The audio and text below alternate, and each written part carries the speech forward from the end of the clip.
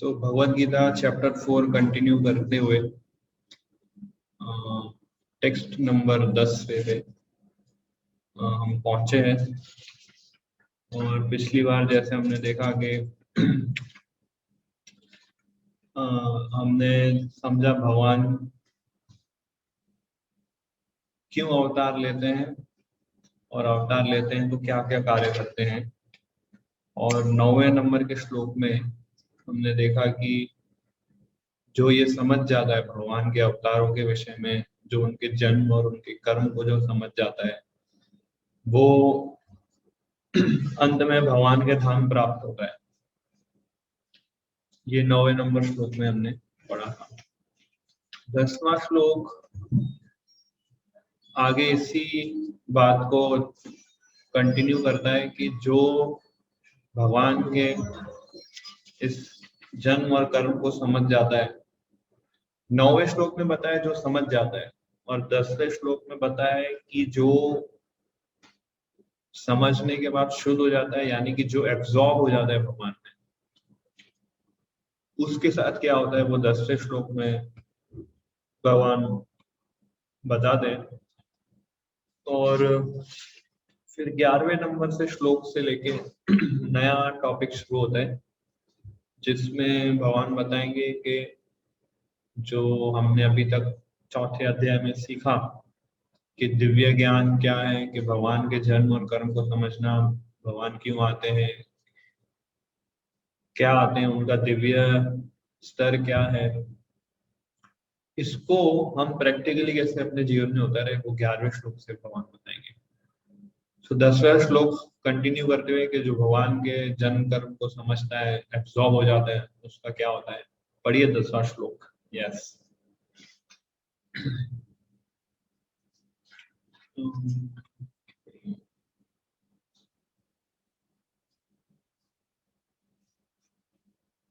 I hope voice आप लोग को क्लियर आ रहा होगा।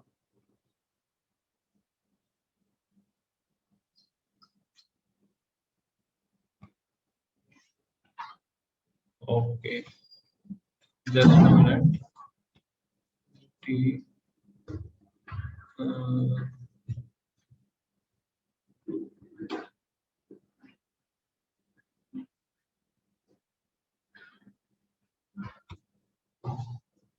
तो ये सुपी प्रभु, आप अभी अनम्यूट करके पढ़ सकते हैं। यस प्रभु जी। हरे कृष्ण।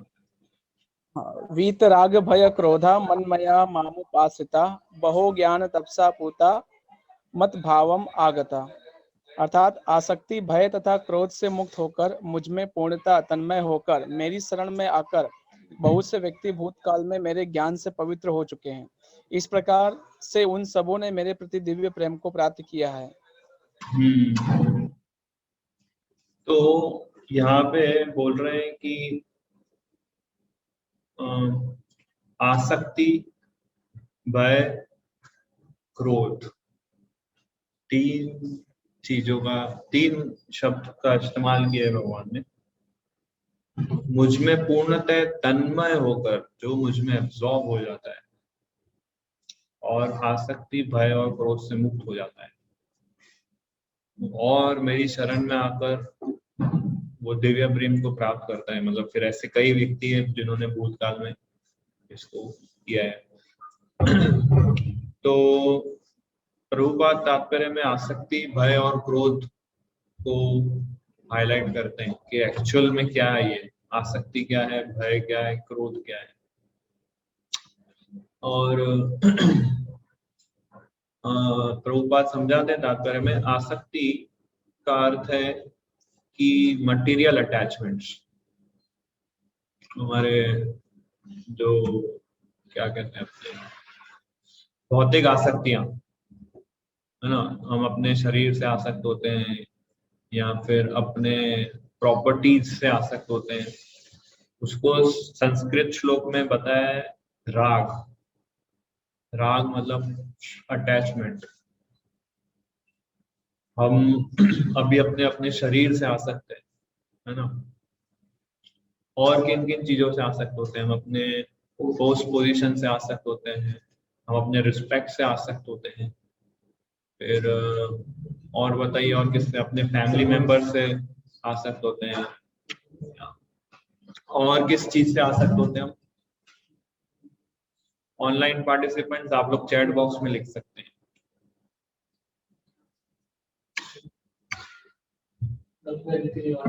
अपने रीति रिवाजों से आसक्त होते हैं, रिलेटिव से आसक्त होते हैं, अपने वर्क से आसक्त होते हैं। तो आसक्तियां बहुत है हमारे हृदय में। इसके कारण हमारे हृदय में कृष्णा को हम स्थिर नहीं कर पाते हैं। हमारा मन भटक जाता है अलग अलग दिशाओं में। एक आसक्ति इस तरफ से हमको खींचती है, एक आसक्ति इस तरफ से खींचती, इस तरफ से खींचती है, फोकस होने नहीं देती है। और इस कारण जो बद्ध जीव है वो संघर्ष करता है ना, इस भौतिक संसार में। मोबाइल से आसक्त होते एक जने चैट करेगा। Nice point. सो इसलिए ये आसक्ति को हमें त्यागना होगा, और वो हम आर्टिफिशियली नहीं त्याग सकते। अगर आप आर्टिफिशियली त्यागने जाओगे तो क्या होगा, कौन बताएगा? भगवान ने तो तीसरे अध्याय में बता दिया। अगर हम आर्टिफिशियली आसक्तियों को त्यागेंगे तो क्या होगा?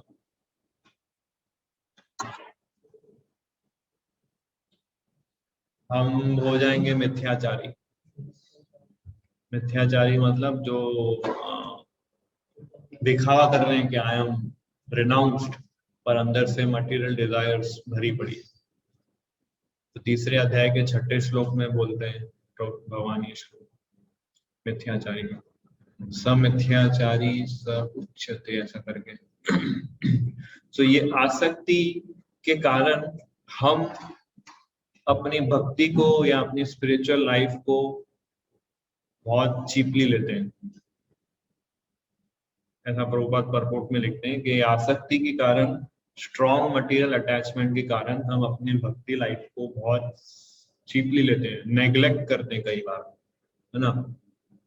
जैसे सुबह जल्दी उठना है, ये हमारे भक्ति के लिए अनुकूल कार्य है, और हम निद्रा से भी आसक्त हो जाते हैं, है ना। तो ये आसक्ति के कारण हमें सुबह जल्दी उठने की इच्छा नहीं होती है, तो हम क्या करते हैं, नेग्लेक्ट करते हैं रूल्स एंड रेगुलेशन को। आसक्ति की वजह से अपने रूल्स एंड रेगुलेशन को नेग्लेक्ट कर देते हैं। सो ये एक सबसे बड़ा ऑब्स्टेकल है हमारे भक्ति के जीवन में। कोई भी वस्तु से हमें अटैच नहीं होना है, कोई भी, इवन यहाँ तक कि जो प्योर डिवोटीज होते हैं वो भगवान की सेवा से भी अटैच नहीं होते। वो सिर्फ एक ही चीज से अटैच होते हैं, कृष्णा कैसे प्रसन्न हो। फिर चाहे वो आलू काट के प्रसन्न हो किचन में, या फिर भगवान के मंदिर में जाके वर्शिप करें, या फिर भगवान का झाड़ू पोछा लगाए, कोई सेवा से वो अटैच नहीं है। कृष्णा प्रसन्न हो रहे हैं कि नहीं, उसी चीज से वो अटैच होते हैं, और उसी को प्योर भक्ति बोलते हैं। तो आसक्ति होनी चाहिए, पर किस में होनी चाहिए आसक्ति? किसके प्रसन्नता? हाँ, भगवान की प्रसन्नता में, हमारी प्रसन्नता के लिए नहीं। तो हमारी प्रशंसा नहीं, भगवान की प्रसन्नता से वो अटैच्ड रहता है, और इसलिए वो कोई भी सेवा उसको दी जाए वो तुरंत एक्सेप्ट करता है उत्साह पूर्वक से। तो इसलिए पहला बोला है भगवान इसने कि फ्री फ्रॉम अटैचमेंट, मतलब आसक्ति। दूसरा शब्द उन्होंने यूज किया है भय। भय एक्चुअली बहुत बहुत डिफिकल्ट है भय को ओवरकम करना, है ना। मनुष्य जीवन 4 कार्यों में लगा हुआ है, ऐसा महाभारत में हमने पढ़ा था, और journey of self discovery course भी पढ़ा था कि 4 कार्य मनुष्य करता है। कौन कौन से वो 4 कार्य? एक मिनट, बोलिए बोलिए। 4 कार्य जो मनुष्य और पशु दोनों में समान है।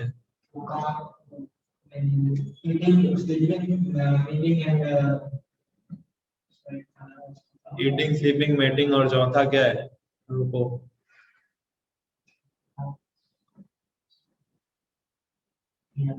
भय जो हम अभी चर्चा करने वाले हैं। तो फियर एक ऐसी चीज है, प्रभुपाद एक जगह तात्पर्य में कह रहे थे कि हम ईटिंग को त्याग सकते हैं, स्लीपिंग को त्याग सकते हैं, सेक्स लाइफ को त्याग सकते हैं, भय को नहीं त्याग सकते। भय सबसे डेंजर है चारों चीजों में। हमें लगता है कि सेक्स लाइफ को त्यागना सबसे डिफिकल्ट है, बट वो नहीं। आपके मन में भय आ गया ना तो आप ना खा पाओगे, ना सो पाओगे, ना सेक्स कर पाओगे। तो भय इतना पावरफुल प्रवृत्ति है कि ये तीनों चीजों से विरक्त करा देगा आपको। खाना भी भुला देगा आपको, सोना भी भुला देगा, और सेक्स भी करने नहीं मिलेगा, क्योंकि आप इतने चिंतित रहोगे, क्या एंजॉय करोगे आप। सो fear is very powerful emotion. डरा नहीं रहा हूं मैं आपको, ये भी भय है।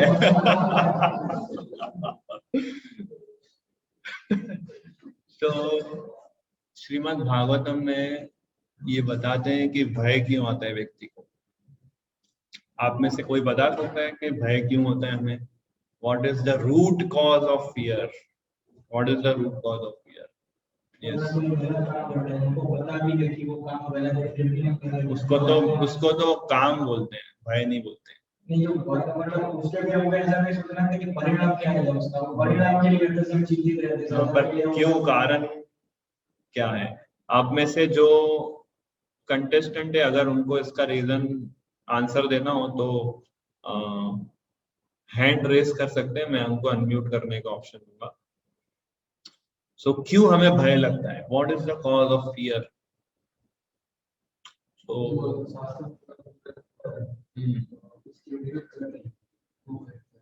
उसके हम ये तो आप सिचुएशन बता रहे हो कि किस सिचुएशन में हमें भय लगता है। सिचुएशन नहीं पूछ रहा हूं मैं, पर आप एनी सिचुएशन ले लो, हमें भय क्यों लगता है?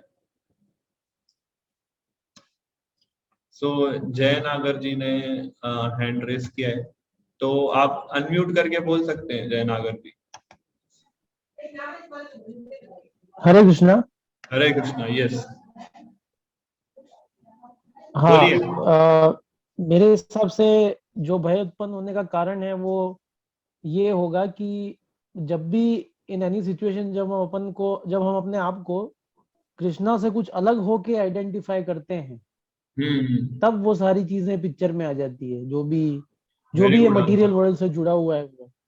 Yes yes, very good answer.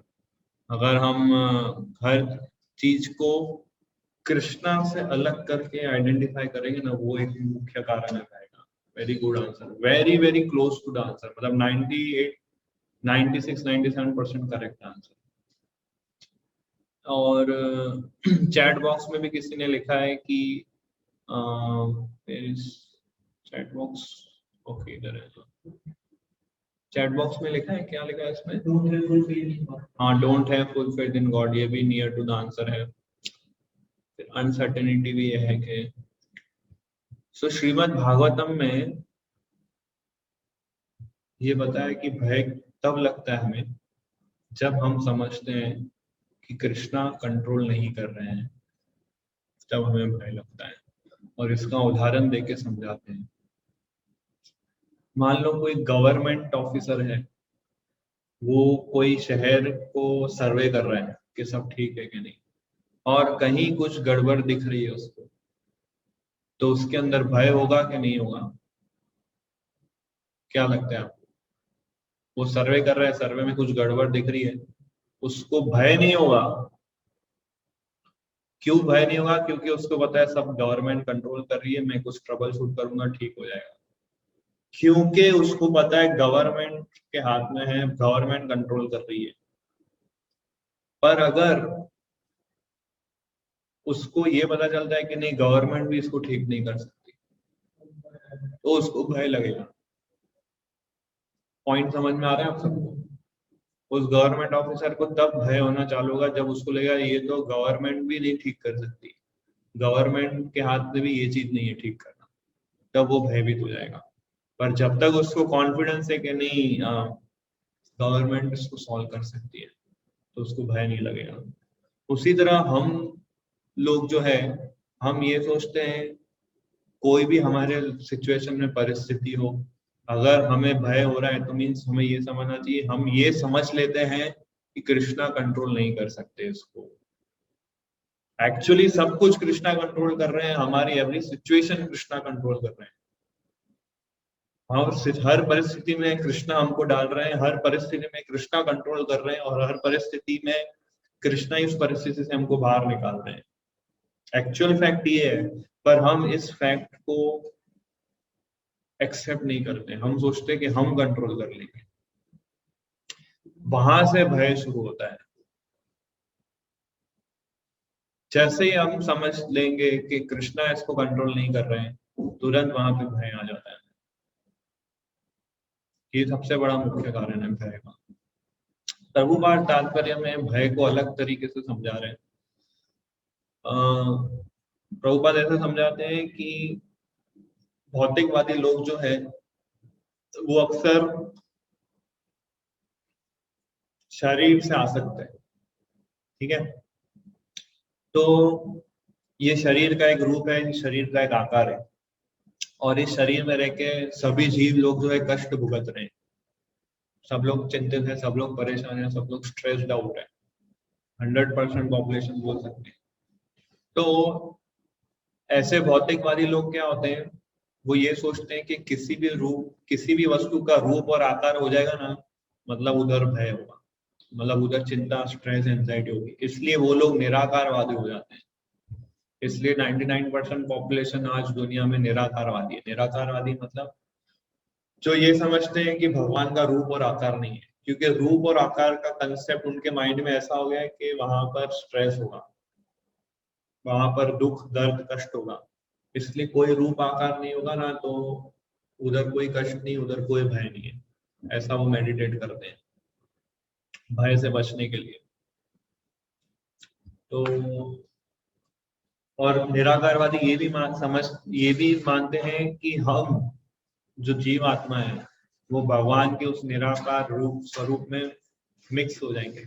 जैसे वो लोग एग्जांपल लेते हैं कि समुद्र में कभी हम देखते हैं बुलबुले पानी के, तो वो बुलबुले बनते हैं फिर समुद्र में ही मिक्स हो जाते हैं, है ना। तो ऐसे ही मायावाद बोलते हैं कि हम वो बुलबुले हैं और भगवान वो समुद्र है, हम उसमें मिक्स हो जाएंगे। पर ऐसा नहीं है। रूप गोस्वामी बोलते हैं हम उस समुद्र में बुलबुले नहीं, हम उस समुद्र में मछलियां हैं,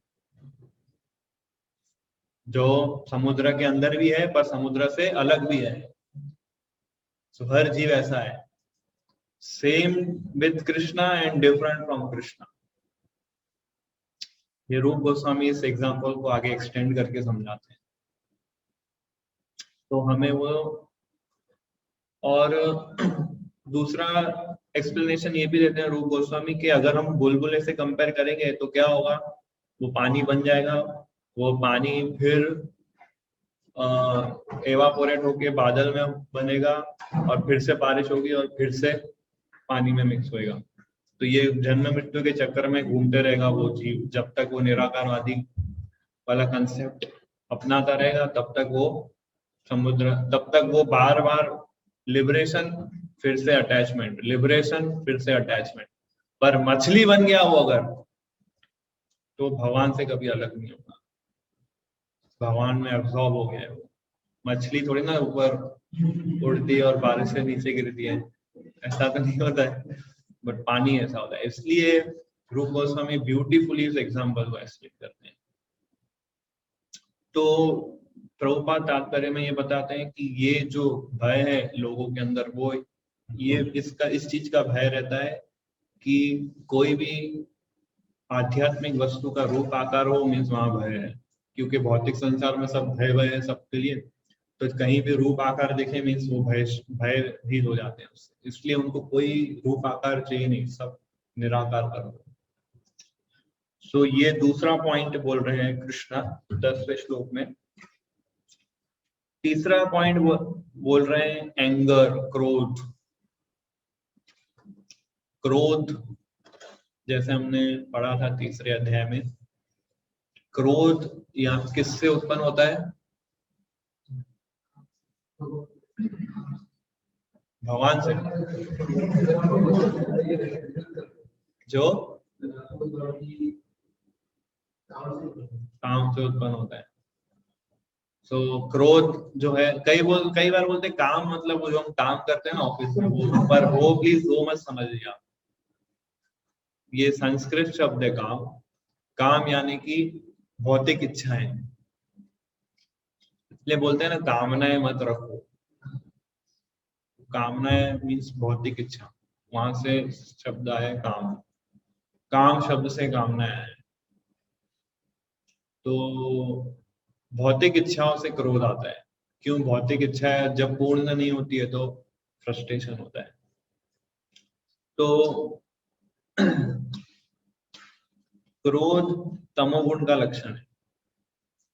भक्त के अंदर कभी क्रोध जैसी चीज होनी नहीं चाहिए आइडली, क्योंकि भक्त जो होता है वो उसका हृदय निर्मल होता है। निर्मल मतलब कोई भौतिक इच्छाएं वो कल्टीवेट नहीं करता है।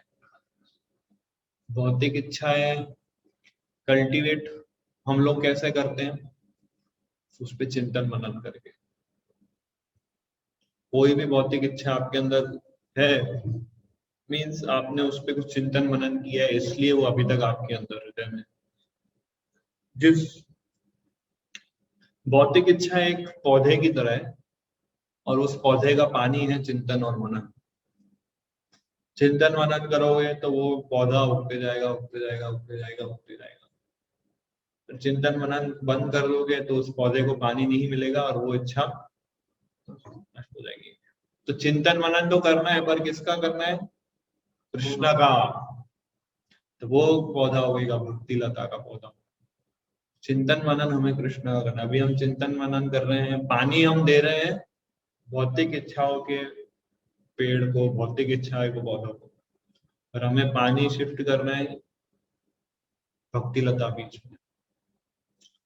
तो हम वो भौतिक इच्छाओं को नष्ट कर सकते हैं। तो क्रोध उत्पन्न होता है भौतिक इच्छाओं से। और प्रभुपाद तात्पर्य में इसको एक्सप्लेन करते हैं कि क्रोध जो है वो उन लोगों को ज्यादा आता है जो बहुत सारी फिलॉसफी को सुनने से फ्रस्ट्रेट हो गए। मतलब वो बहुत सारी चीजें सुन बैठे हैं कि भगवान ऐसे होंगे या भगवान ऐसे होंगे, या फिर ये तथ्य होगा या वो तथ्य होगा, कोई एक पर्टिकुलर कंक्लूजन पे नहीं आते। तो वो लोग फिर सब कुछ गिव अप कर देते हैं और ये सोचते हैं कि सब कुछ शून्य है, सब कुछ जीरो है। अपने लाइफ से फ्रस्ट्रेट हो जाते हैं और सब कुछ जीरो करना चाहेंगे। क्रोध में आके वो सब कुछ जीरो करना चाहिए। ऐसे लोग कभी नशा भी कर लेते हैं या ऐसे लोग कई बार सुसाइड भी कर लेते हैं। तो ये तात्पर्य में प्रभुपाद लिखते हैं इस प्रकार से। तो सारे प्रकार के जो स्पिरिचुअल स्पेक्युलेशंस होते हैं उनके लिए होपलेस हो जाते हैं। तो ये क्रोध से भी हमें बचना चाहिए। तो भगवान कहते हैं कि जो राग, फिर राग, भय और क्रोध इससे मुक्त हो गया है और मुझ में एब्जॉर्ब हो गया है और मेरी शरण लिए, वो मेरे दिव्य प्रेम को प्राप्त कर सकते हैं। तो तात्पर्य में प्रभुपाद एक्सप्लेन करते हैं, पढ़िए ये हाईलाइट पॉइंट। मनुष्य को भौतिक जगत के प्रति आसक्ति की तीनों अवस्थाओं से छुटकारा पाना होता है। ये है आध्यात्मिक जीवन की उपेक्षा, आध्यात्मिक साकार रूप का भय तथा जीवन की हताशा से उत्पन्न शून्यवाद की कल्पना। जीवन की इन तीनों अवस्थाओं से छुटकारा पाने के लिए प्रामाणिक गुरु के निर्देशन में भगवान की शरण ग्रहण करना और भक्तिमय जीवन के नियम तथा विधि विधानों का पालन करना आवश्यक है। तो इसका सॉल्यूशन भी बता दें तात्पर्य में कि जीवन की इन तीनों अवस्थाओं से छुटकारा पाने के लिए प्रामाणिक गुरु के निर्देश में भगवान की शरण ग्रहण करना और भक्ति में जीवन के नियम तथा विधि विधानों का पालन करना। Taking the shelter of bona fide spiritual master and under his direction taking shelter of Krishna and following the rules and regulations. तो ही हम ये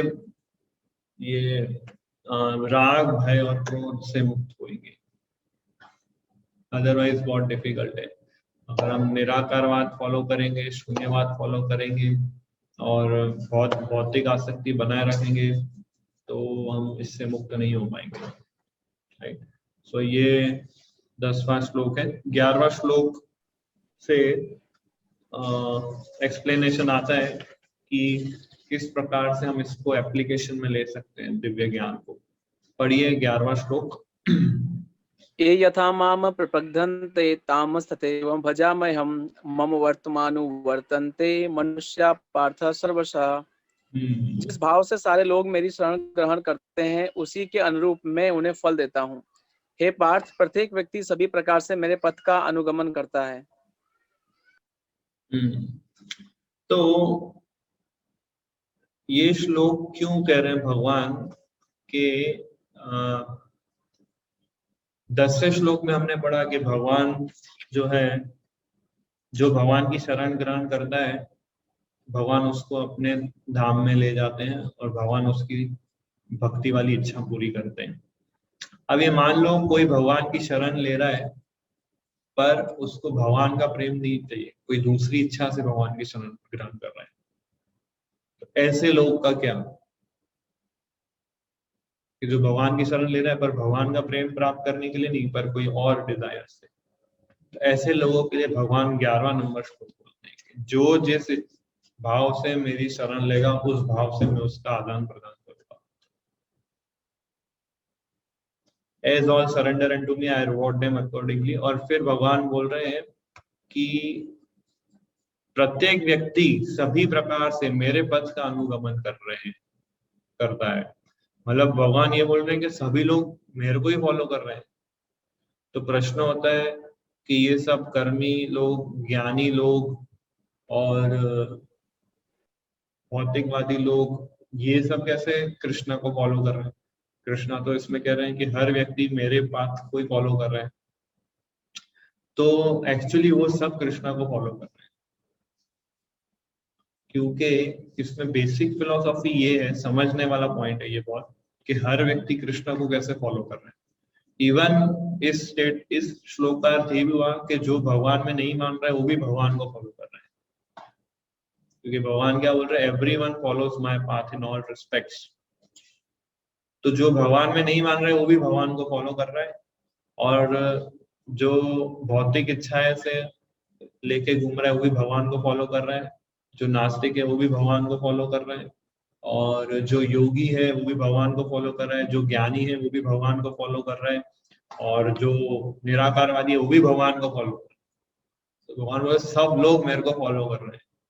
कैसे समझेंगे ये पॉइंट को? Very interesting. और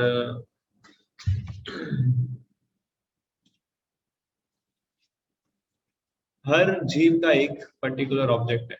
नहीं मेरे को चलेगा, आपको लीव्स करना है तो फिर थोड़ी देर में स्टार्ट भी करना पड़ेगा, क्योंकि फिर कुछ लोग को गर्मी भी होती है, तो बंद चालू। हाँ यस।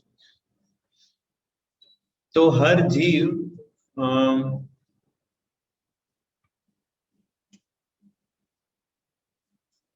हर जीव का एक ही लक्ष्य है। हमने जीवश्री के फर्स्ट सेशन में पढ़ा था कि हर जीव का एक ही लक्ष्य है। क्या है वो लक्ष्य?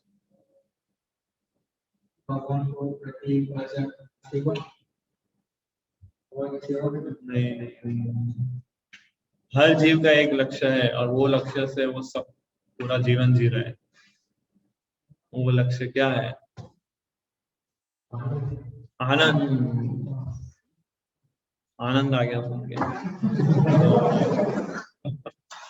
तो हर जीव का एक ही लक्ष्य है, आनंद। और कृष्णा वो आनंद के स्रोत है। He is the source of all pleasure. चाहे वो निराकारवादी हो या नास्तिक हो या ज्ञानी हो या कर्मी हो, योगी हो, हर व्यक्ति ये अपना अपना पाथ क्यों फॉलो करे? To achieve some happiness, and Krishna is the source of all happiness. ये फैक्ट है। तो इस तरीके से इनडायरेक्ट वे में वो कृष्णा को ही फॉलो कर रहे हैं।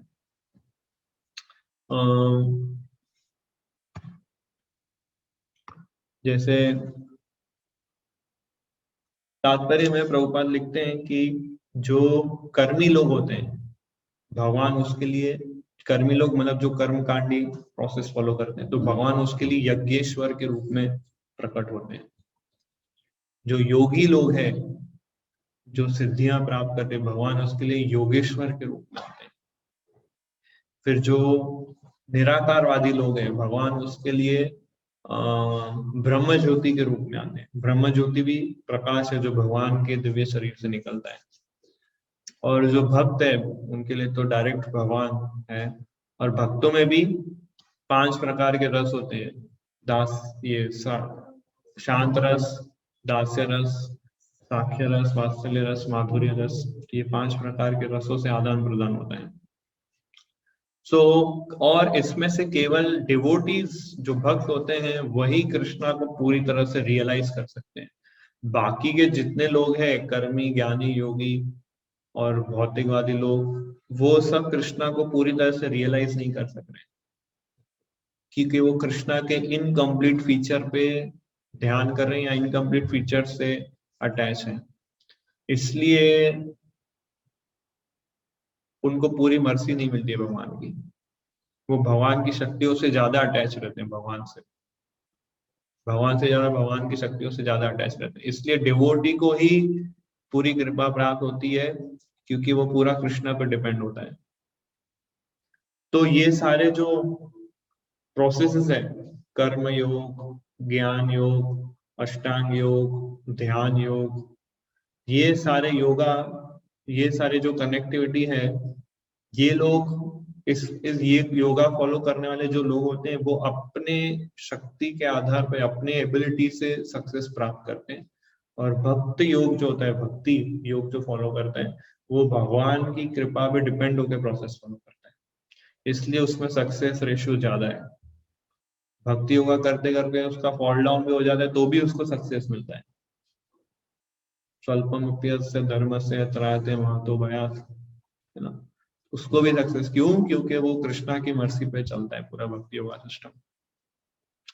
और बाकी जो दूसरे प्रोसेस है वो अपने शक्ति पे, अपने आधार पे चलते हैं। उसमें थोड़ी भी उन्होंने गलती कर ली तो आउट, फिर से उनको करना पड़ेगा। तो इस प्रकार से प्रभुपाद एक्सप्लेन करते हैं कि शुद्ध भक्त है, फिर निर्विशेषवाद है, सकाम, कर्मी, योगी, ये सब लोग इनडायरेक्ट वे से कृष्णा को फॉलो कर रहे हैं। अब 12वें नंबर के श्लोक में अनदर इंटरेस्टिंग पॉइंट कि अगर जीव जो इच्छा करता है कृष्णा उस इच्छा को पूरी करते हैं, क्योंकि जीव का काम है इच्छा करना, भगवान की कार्य है उस इच्छा को पूरा करना। तो फिर सब लोग भगवान की शरण क्यों नहीं लेते? क्या रीजन है?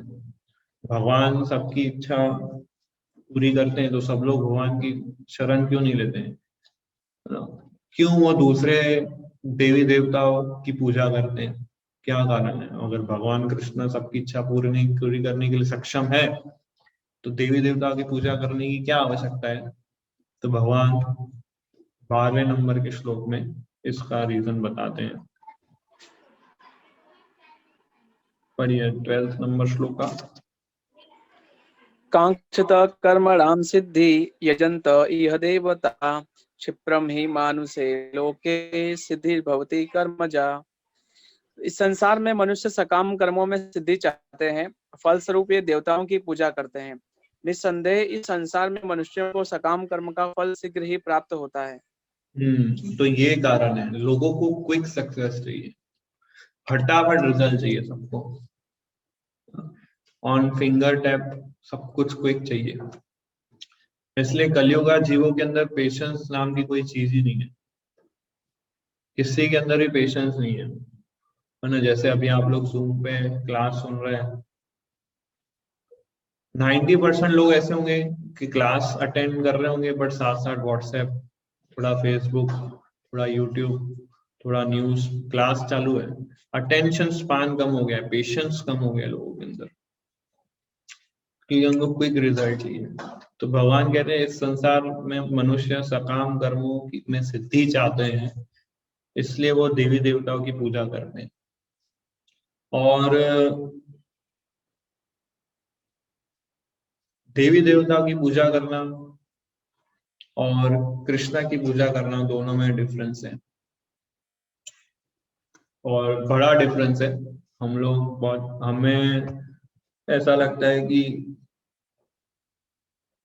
सब एक है, सब इक्वल है, पर ऐसा नहीं है।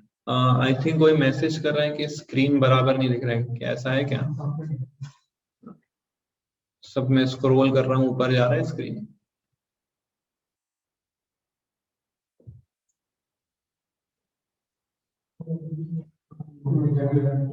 हो रहा है? Okay okay. तो यहाँ पे संतोष प्रभु ने हैंड रेस किया है, तो ये संतोष प्रभु पूछ सकते हैं आप।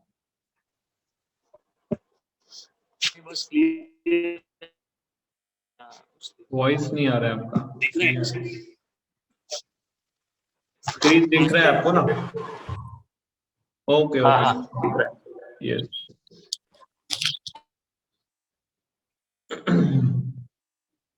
सो दोनों कैटेगरी अलग अलग है, एक है जीव तत्व और एक है विष्णु तत्व। सो मैं आप दोनों इनका डिफरेंस स्क्रीन पे शेयर करता हूं मैं। Difference between worship of Krishna and demigod.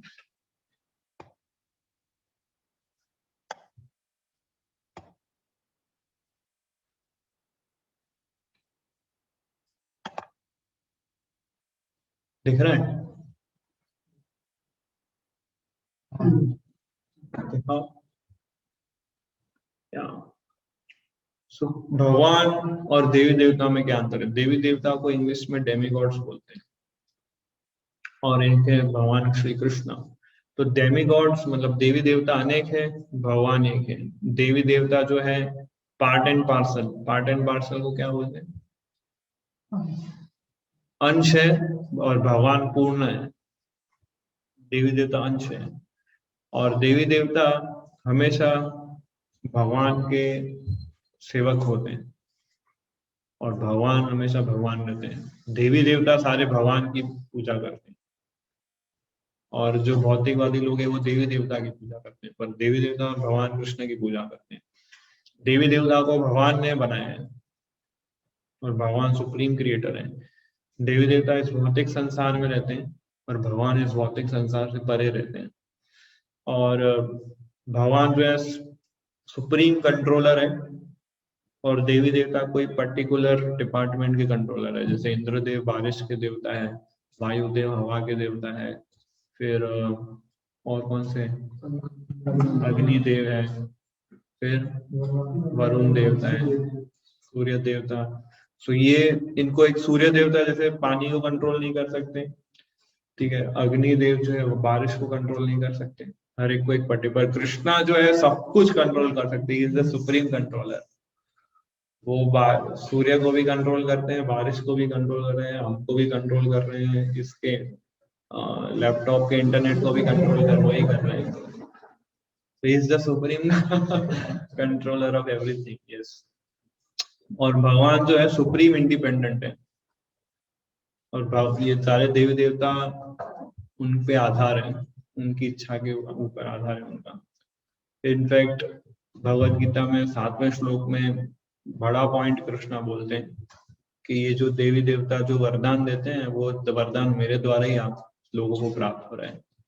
ये मत समझ अर्जुन के वो देवी देवता वरदान दे रहे हैं, नहीं, बिकॉज मैं सैंक्शन कर रहा हूँ इसलिए वो वरदान दे पा रहे हैं।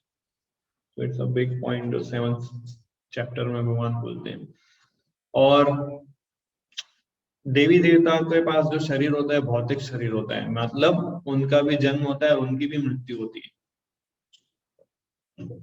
तो देवी देवता टेम्पररी है, वो जो वरदान देंगे वो भी टेम्पररी है, वो भी जन्म मृत्यु के चक्कर में फंसे रहते हैं, और मृत्यु के साथ साथ उनका वरदान भी समाप्त हो जाता है। पर भगवान जन्म और मृत्यु से परे है,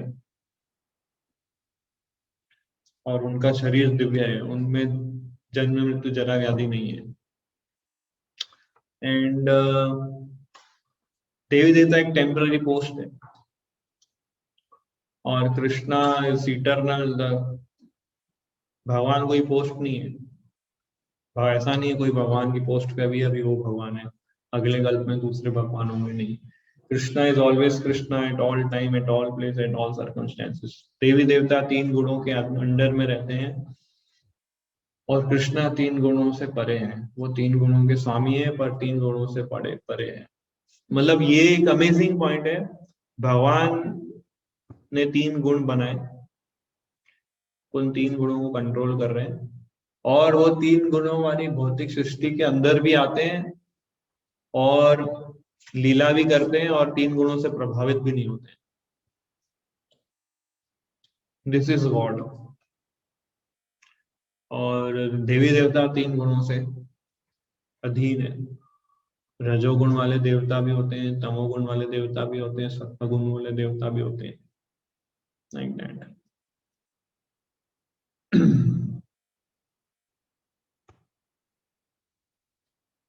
तो इस तरह से पढ़िए इस हाईलाइट पॉइंट को। स्क्रीन नहीं दिख रही प्रभु जी। हाँ Yes. थोड़ी देर में आएगा। मूर्ख लोग देवताओं की पूजा करते हैं क्योंकि वे तत्काल फल चाहते हैं। उन्हें फल मिलता भी है किंतु वे यह नहीं जानते कि ऐसे फल क्षणिक होते हैं और अल्पज्ञ मनुष्यों के लिए है। बुद्धिमान व्यक्ति कृष्ण भावनामृत में स्थित रहता है जो किसी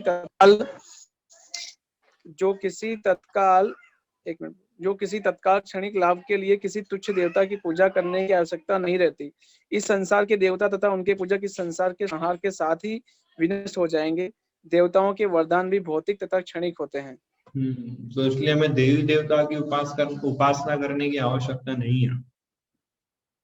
भगवान फ्रैंकली बोल रहे इधर, देयर इज नो रिक्वायर्ड।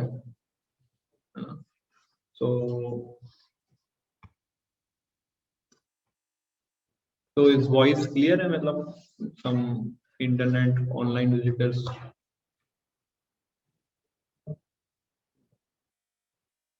तो हाईलाइट में ये भी बोल रहे हैं कि ये श्लोक इंगित करता है कि विरले लोग ही कृष्णा भावनामृत में रुचि लेते हैं। ये विरले लोग क्या, इतना शुद्ध हिंदी लिखते ना, आई डोंट नो। ओके, विरले लोग मतलब रेयर पीपल, विरले। यस। सो बहुत कम लोग कृष्णा भावनामृत में रुचि दिखाते हैं। अधिकांश लोग भौतिक भोग में रुचि लेते हैं। फलस्वरूप वे किसी न किसी शक्तिशाली व्यक्ति की पूजा करते हैं।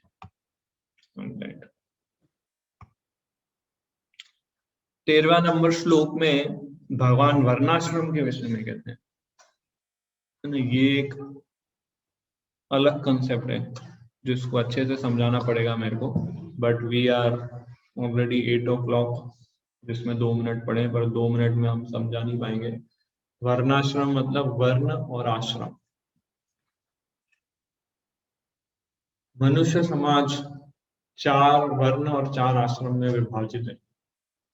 4 वर्ण यानी कि ब्राह्मण, क्षत्रिय, वैश्य और शूद्र, और 4 आश्रम मतलब ब्रह्मचारी, गृहस्थ, वानप्रस्थ, संन्यास।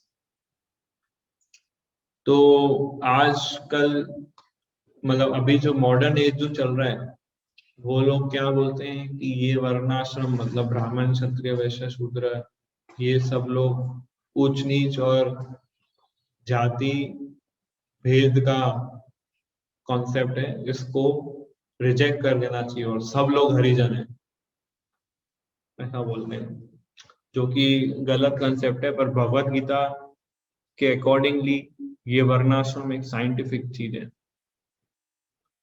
ये कोई जाति भेद करने का कोई सिस्टम नहीं है और ये वर्णाश्रम स्वयं भगवान ने बनाया। क्या ये वर्णाश्रम, डिटेलिंग चर्चा हम नेक्स्ट क्लास में करेंगे। सो किसी का कोई क्वेश्चन हो तो पूछ सकते हैं। आप लोग अपना वॉइस अनम्यूट कर सकते हैं अभी और प्रश्न पूछ सकते हैं। यस जय प्रभु। हरे कृष्णा। यस वो अभी जो हमने 12वें नंबर का श्लोक जो डिस्कस किया ना, उसमें उसका जो परपट लिखा है प्रभुपाद एक ने, सेकंड एक जिसमें सेकंड, इससे पहले सभी लोग चले जाए, हमारा अगला क्लास फ्राइडे होगा। आज वेडनेसडे है, next class will be on Friday, मतलब परसों। यस जय प्रभु। हाँ, तो ये 12वें श्लोक के परपट में जहाँ पे वो प्रभुपाद ऐसा कह रहे हैं कि जो देवी देवताओं को पूजने के लिए जो उन्होंने वो बात लिखी है कि वो नहीं करना चाहिए, बिल्कुल तुच्छ है, वो क्या है वो, एक सेकंड, वो हाईलाइटेड पॉइंट क्या था? हाईलाइट पॉइंट ये था कि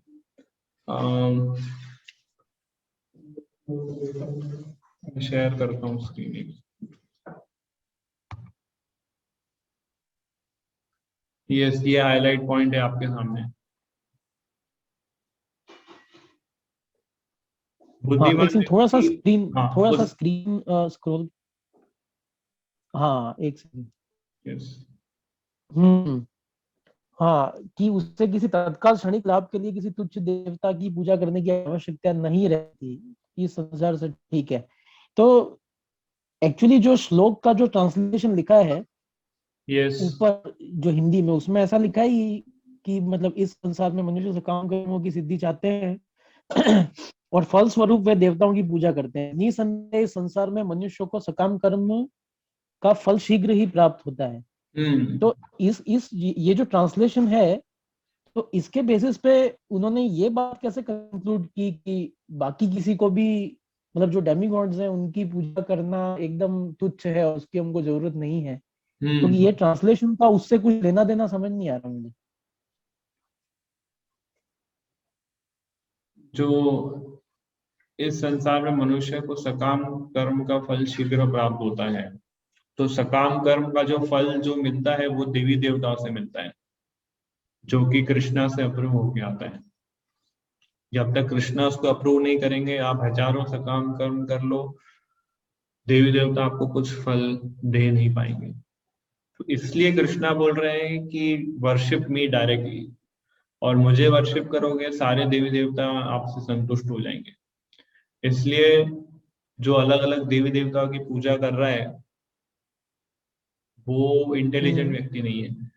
फॉर एग्जाम्पल प्रभुपाद एग्जाम्पल देते हैं कि पेड़ में पानी देना है, तो एक तरीका है कि जड़ों में पानी डालो, दूसरा तरीका है कि फल में अलग से पानी दो, डालियों को अलग से पानी दो, फूल को अलग से पानी दो। तो उससे पेड़ जो है ग्रो नहीं होगा, नरिश नहीं होगा। पर आप मूल में पानी डालोगे, सब जगह पत्तियों को, डालियों को, फूलों को, सबको पानी मिल जाएगा ऑटोमेटिक। सो कृष्णा वो रूट है, और पेड़ पत्ते डाली ये सब देवी देवता है। तो इंडिविजुअल देवी देवता को पूजा करने की आवश्यकता नहीं है, डायरेक्टली रूट यानी कृष्णा को वर्शिप करो, सारे देवी देवता सेटिस्फाइड हो जाएंगे। ये पॉइंट है। हाँ, तो वो व्यक्ति मूर्ख कहलाएगा जो पेड़ को, जो पत्ते को अलग से पानी देगा, डालियों को अलग से पानी देगा, फल को अलग से पानी देगा, वो मूर्ख कहलाएगा। इसलिए ऐसा कहा है। हाँ, वो मैं समझ गया। तो ये फिर इसमें वो जो हमने लास्ट टाइम आई थिंक जो चैतन्य महाप्रभु के बारे में डिस्कस किया था, राइट? राइट जहाँ पे एक बात आई थी कि भाई अगर हम उनके थ्रू ही जा सकते हैं राइट, यस, तो इस बीच में वो, मतलब वो थ्योरी इसमें कहाँ से, मतलब कैसे फिट होगी? वो स्टोरी इसमें कैसे फिट होगी? मतलब फिट क्यों करना है वो स्टोरी?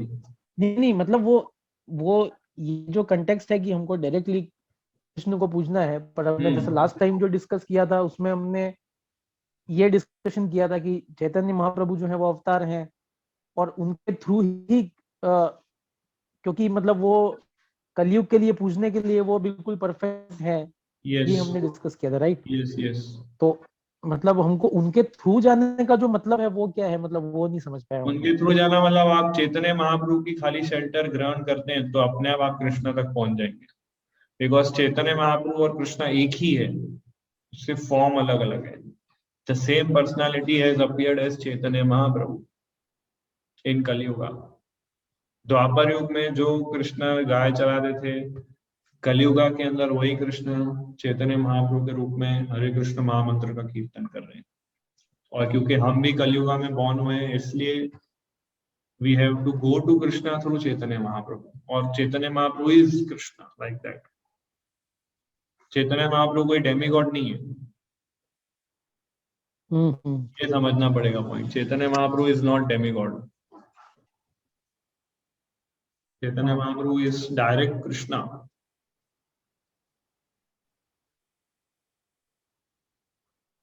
हाँ सही है, मतलब वो हाँ एक ही बात है, मतलब सही है। Yes yes. और प्रश्न पूछिए।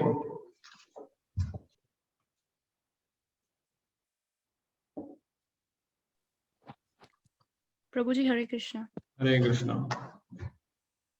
मेरा क्वेश्चन ये था कि आपने जैसे अभी फियर के बारे में बात करी थी, किसके बारे में? तो अगर हम फियर के बारे में, हाँ, कि अगर हम फियर से रिलेटेड भगवान की वर्शिप करते हैं उनके डर के कारण, या तो अगर हम वैसे इतना मटेरियल वर्ल्ड में इन्वॉल्व है और हम कुछ भी गलत करते हैं, वो कृष्णा के रिस्पेक्ट में नहीं होता है, फिर भी हमको कुछ कार्य से करने पड़ते हैं, तो उनके लिए हमें क्या करना चाहिए? फिर भी कुछ कार्य हमें ऐसे करने पड़ते हैं जो भगवान को प्रसन्न नहीं होते हैं। कृष्णा के एसोसिएशन में नहीं है, और उनके जैसे आपने सिद्धांत बताया उनके विपरीत जाते हैं चीजें। यस, तो वो चीजें हमें नहीं करनी चाहिए, वो चीजें हमें नहीं करनी चाहिए। पर अगर हमें उसका नॉलेज है कि हमें ये नहीं करना है, फिर भी हम वो कर रहे हैं, तो हाँ, उसका रीजन ये है अटैचमेंट। इसलिए भगवान ने कहा हम अटैचमेंट की वजह से हम कई बार जो चीजें नहीं करना चाहिए वो हम करते हैं, तो इसलिए भगवान बोल रहे हैं कि अटैचमेंट, फियर और एंगर से हमें मुक्त होना है, बिकॉज वी हैव अटैचमेंट। और अटैचमेंट हम तभी समझ सकते हैं जब हम डिवोटीज के एसोसिएशन में रहेंगे। फॉर एग्जाम्पल, आपने ये प्रश्न पूछा तो आपको आंसर मिला हो this is my attachment, but अकेला व्यक्ति समझ नहीं सकता कि नहीं अटैचमेंट है मेरे अंदर। उसको कोई डिवोटी एसोसिएशन में वो रहेगा तब उसको आइडिया आएगा, अरे this is my attachment. Devotees के एसोसिएशन में रह के वो व्यक्ति को उसकी वीकनेस पता चलती है, और वो अगर वो सिंसियर है तो उस वीकनेस पे वो सिंसियरली वर्क करेगा। और अगर वो डुप्लीशियस है तो ये सोचेगा कि डिवोटी के एसोसिएशन में हर बार मेरी दुखती नस को दबाते हैं, भागो इधर से, कोई इंटरेस्ट नहीं है।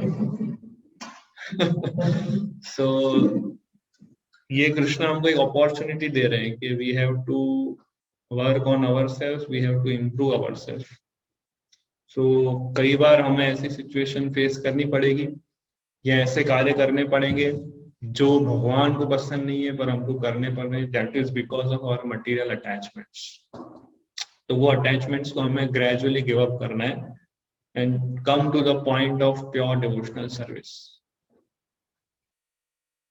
सो वो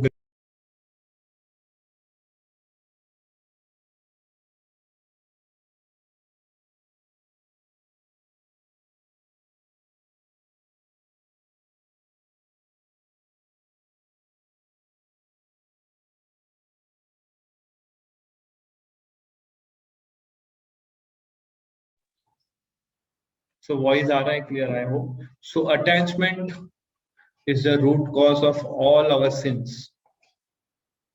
Sin मतलब वो सारे कार्य जो भगवान को पसंद नहीं है, और वो हम क्यों करते हैं? Because of attachment.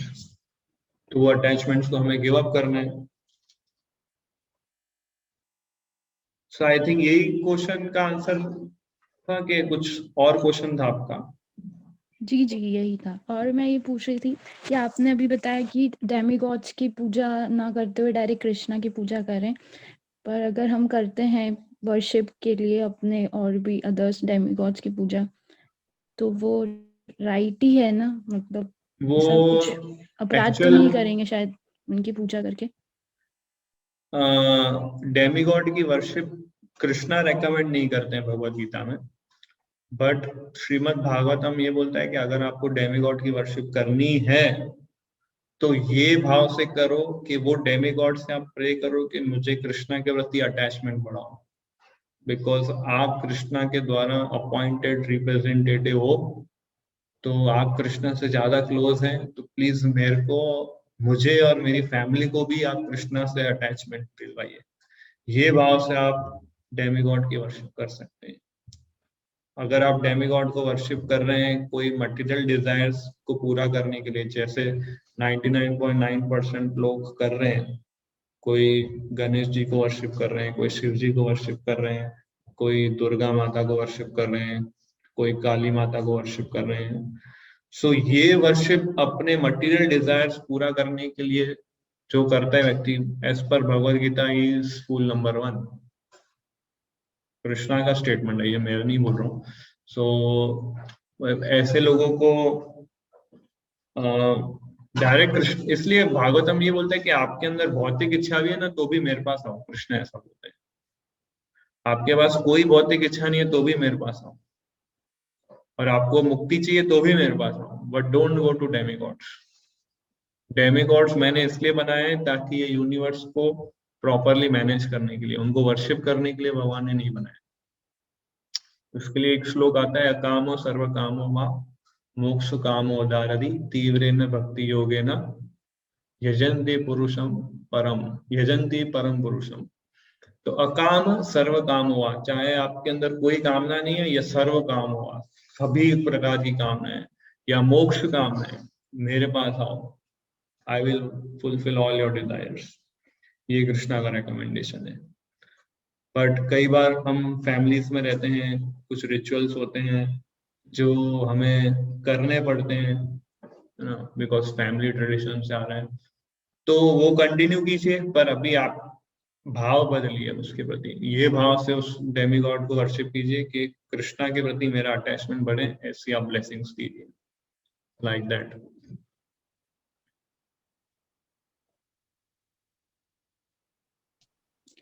प्रभु जी एक रिक्वेस्ट थी कि मेरे को आपके लास्ट 2 लेक्चर्स का रिकॉर्डिंग चाहिए, तो आप ग्रुप पे सेंड करवा दीजिएगा। यस, मैंने आई थिंक यूट्यूब पे अपलोड किए हैं, मैं उसका लिंक शेयर करता हूँ।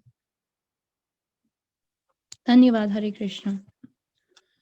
और प्रश्न पूछिए, एनी मोर क्वेश्चंस?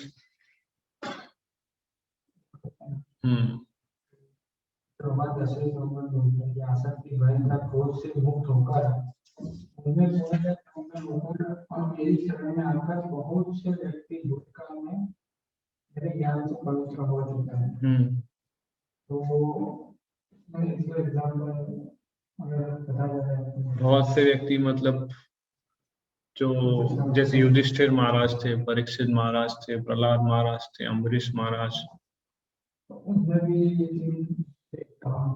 नहीं, वो इसमें भगवान ये बोल रहे हैं कि जो मेरी भक्ति में लगा है, एब्जॉर्ब हो गया है, मतलब जो भक्ति योगा प्रोसेस फॉलो कर रहे हैं ना, वो ये राग भय और क्रोध से मुक्त हो जाता है। और दूसरा तरीका ये है कि जो भक्ति में लगता है वो राग भय और क्रोध को इजीली गिव अप कर सकता है। ये दूसरा मीनिंग है। पहला मीनिंग है कि भक्ति जो करता है वो इन तीनों से मुक्त हो जाता है, और दूसरा मीनिंग है कि भक्ति जो करता है वो इस तीन से मुक्त हो सकता है। इसलिए लिखा है ना, मुक्त होकर।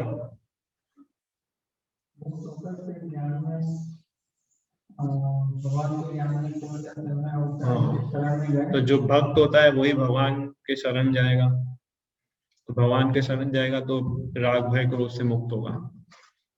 मतलब जो राग भय क्रोध से मुक्त होगा वही भगवान की शरण ले सकता है, और जो भगवान की शरण लेगा वही राग भय क्रोध से मुक्त होगा।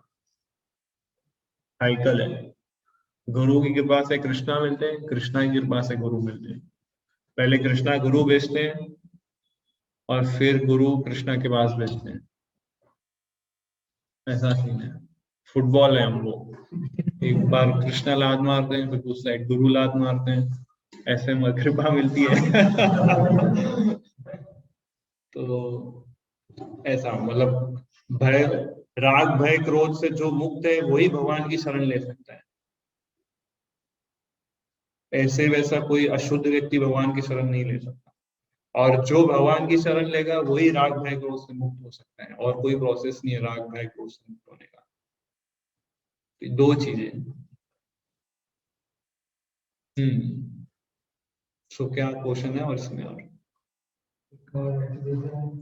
भक्त के अंदर भी जैसे क्रोध होता है, भक्त के अंदर भी क्रोध होती है। हाँ,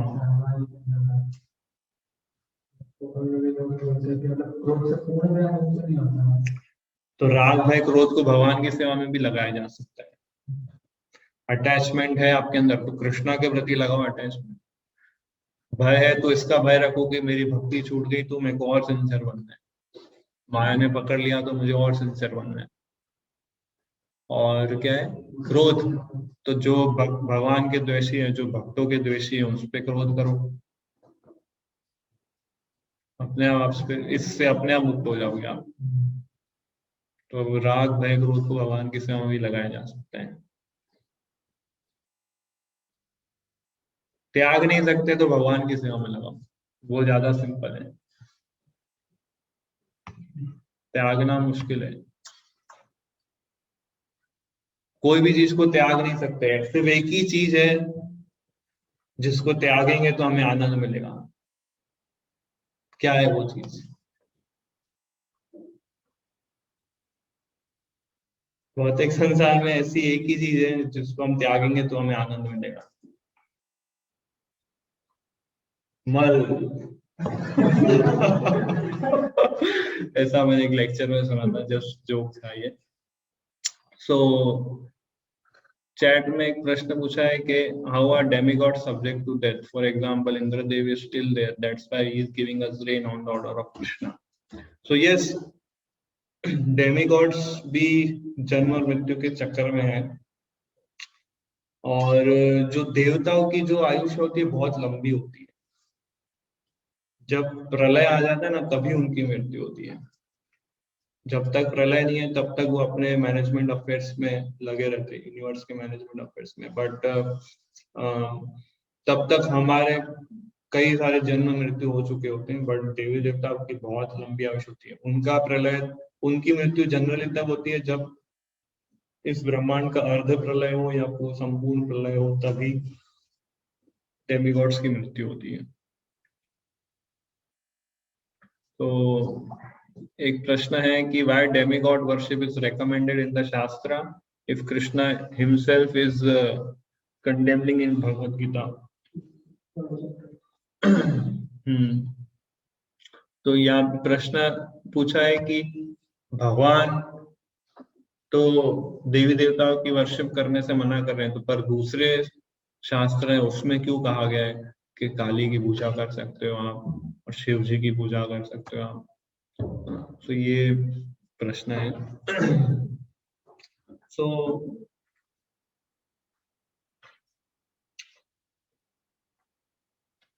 जैसे कि आप 14वें अध्याय में पढ़ेंगे कि 3 प्रकार के गुण होते हैं, सत्वगुण, रजोगुण, तमोगुण। ठीक है, तो 3 प्रकार के गुण होते हैं। अकॉर्डिंगली 3 प्रकार के लोग होते हैं, सात्विक लोग, राजसिक लोग और तामसिक लोग। और इन तीनों के लिए हमारे ऋषि मुनियों ने शास्त्र बनाए। उनको बोला जाता है सात्विक शास्त्र, राजसिक शास्त्र और तामसिक शास्त्र। क्योंकि 3 प्रकार के लोग हैं इसलिए 3 प्रकार के शास्त्र हैं। तो जो तामसिक शास्त्र है उसमें कहा गया है कि आप काली देवी की पूजा कर सकते हो, और जो राजसिक शास्त्र है उसमें बताया गया है कि आप ब्रह्मा आदि देवों की पूजा उपासना कर सकते हो, और सात्विक शास्त्र है उसमें कहा गया आप विष्णु की पूजा कर सकते हो। अब तामसिक व्यक्ति जो होता है उसको मैं डायरेक्ट बोलूं कि आप विष्णु की पूजा करो तो नहीं कर पाएगा। राजसिक को मैं बोलूं कि कृष्ण की पूजा करो तो वो नहीं कर पाएगा। तो अगर डेमीगॉड वर्शिप का कहीं उल्लेख नहीं होता ना तो 2 कैटेगरी होती है, या तो कृष्णा के भक्त या तो नास्तिक। तो ये 2 कैटेगरी हो जाती। पर हमारे शास्त्र क्या बोलते हैं, ऑल इनकम्पैसिंग है। ऑल इनकम्बेसिंग मतलब सबको वो जोड़ के रखना चाहते हैं। तो नास्तिक बनने से अच्छा है वो कोई देवी देवता की पूजा करे। तो इसलिए उसको उस देवी देवता की पूजा करने का रेकमेंडेशन दिया उस शास्त्र में। उसको डायरेक्ट कृष्णा की पूजा करने को बोला जाए तो वो नास्तिक बन जाएगा, वो नहीं कर पाएगा। इस पर उससे अच्छा वो कोई देवी देवता की पूजा करे, ताकि ग्रेजुअली उसका प्रोग्रेस होए और कुछ जन्मों के बाद वो फिर कृष्णा तक पहुंचेगा। पर एकदम नास्तिक रहेगा तो कभी कृष्णा तक नहीं पहुंच पाएगा। तो ऐसे लोगों को gradually step by step elevate करने के लिए अलग अलग देवी देवता की पूजा रेकमेंड की, क्योंकि सब लोग कृष्णा की पूजा नहीं कर पाएंगे, सब लोग विष्णु को अप्रिशिएट नहीं कर पाएंगे। फॉर एग्जाम्पल जैसे मैथमेटिक्स है, सबको मैं बोलूँ नहीं सबको ट्रिग्नोमेट्री सीखना है, किसी को अलजेब्रा समझ में आएगा, किसी को एलिमेंट बेसिक मैथमेटिक्स समझ में आएगा। तो क्योंकि लोगों का लेवल अलग अलग है, मतलब 3rd स्टैंडर्ड वाले को मैं पीएचडी का मैथमेटिक्स नहीं सिखा सकता, उसके लिए 5 - 3 = 2 यही सीख पाएगा वो। पर मैं बोलूँ नहीं सिर्फ एक ही मैथमेटिक्स होनी चाहिए, trigonometry, sin² theta + cos² theta = 1। सबको ये समझाओ सिखाओ, जिसको नहीं समझ में आया उसको बोलो आउट। तो ऐसा नहीं सब, क्योंकि लोगों का लेवल अलग अलग है, इसलिए अलग अलग डेमिगॉड्स की वर्शिप रेकमेंड है, ताकि ग्रेजुअली वो पीएचडी यानी कृष्णा तक पहुंच पाए। ये रीजन है।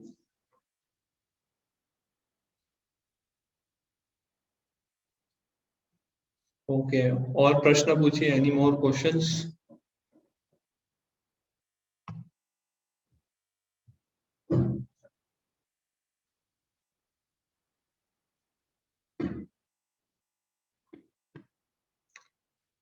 All right, so thank you very much.